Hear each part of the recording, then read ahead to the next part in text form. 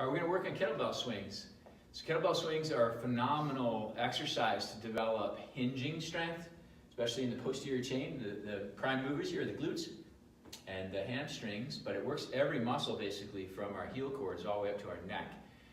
So in that respect, it's a super powerful move. Because it's a loaded hinge and it's a relatively complex movement, it does have somewhat of a higher risk of some injury. So we got to be sure that we're doing it right and that form is perfect. So Julie's going to demonstrate, but primarily she's going to start by just kind of demonstrating the hinge. So we start nice and tall, hips at full extension, her belly's tight, and then there's this little bend in the knees.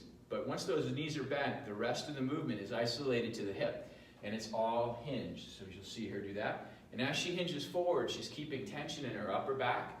So the muscles that are her posture muscles, the rhomboids and the trapezius muscles up here in the upper back are engaged and keeping that taut, okay? So her trunk is as rigid as she can make it and maintain it throughout the entire thing, her trunk, okay? So that's the swing, the kettlebell swing hinge. She starts from a hike position, so the kettlebell's out in front, kind of forming a triangle from her toes to the bell.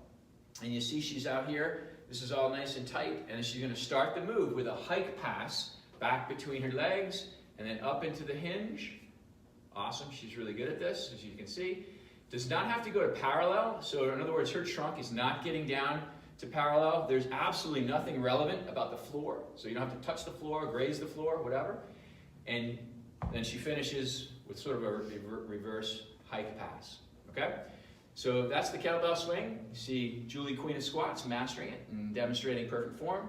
So I hope that helps.